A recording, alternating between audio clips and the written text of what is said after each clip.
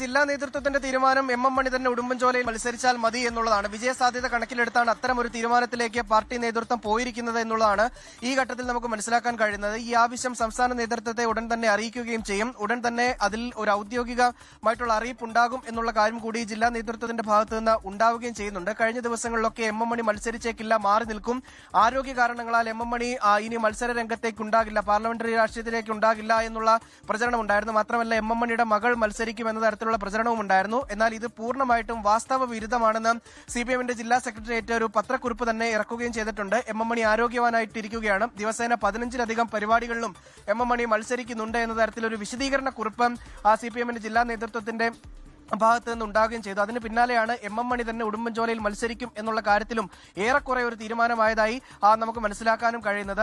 അതായത് എം മണി ഉടുമ്പൻചോലയിൽ മത്സരിക്കുകയാണെങ്കിൽ പീരുമേട്, ദേവികുളം, ഇടുക്കി ഹൈറേഞ്ചിലെ ഈ 4 മണ്ഡലങ്ങളിലും അത് ഗുണകരമാകും LDFന് എന്നുള്ളതാണ് സിപിഐഎമ്മിന്റെ ഒരു വിലയിരുത്തൽ. ഇതിന്റെ അടിസ്ഥാനത്തിൽ കൂടിയാണ് എം മണി ഉടുമ്പൻചോലയിൽ തന്നെ വീണ്ടും ജനവിധി തേടട്ടെ എന്നൊരു തീരുമാനം ജില്ലാ നേതൃത്വത്തിന്റെ ഭാഗത്തു നിന്ന് ഉണ്ടാവുകയും ചെയ്യുന്നത്.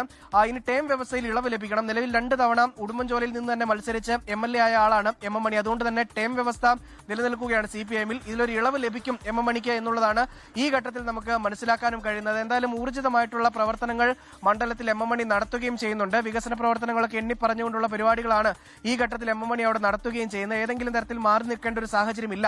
കഴിഞ്ഞ തദ്ദേശ തെരഞ്ഞെടുപ്പ് വലിയ തിരിച്ചടി സിപിഐഎമ്മിന് ഇടുക്കിയിൽ നേരിടേണ്ടി വന്നിരുന്നു. അതിന്റെ പശ്ചാത്തലത്തിൽ കൂടിയാണ് ഒരു മുഖം, പ്രത്യേകിച്ച് എം മണിയെ പോലുള്ള ഒരു മുഖം തന്നെ ഇടുക്കിയിൽ സിപിഐഎമ്മിനെ തെരഞ്ഞെടുപ്പിൽ നയിക്കട്ടെ എന്നൊരു തീരുമാനത്തിലേക്ക് സിപിഎം നേതാക്കളെ, LDFലെ ആളുകളെയും ചില ആളുകളെയും അത്തരത്തിലൊരു തീരുമാനമെടുക്കാൻ പ്രേരിപ്പിക്കുന്നത് എന്നുള്ളതാണ് ഈ ഘട്ടത്തിൽ മനസ്സിലാക്കാൻ കഴിയുന്നത്.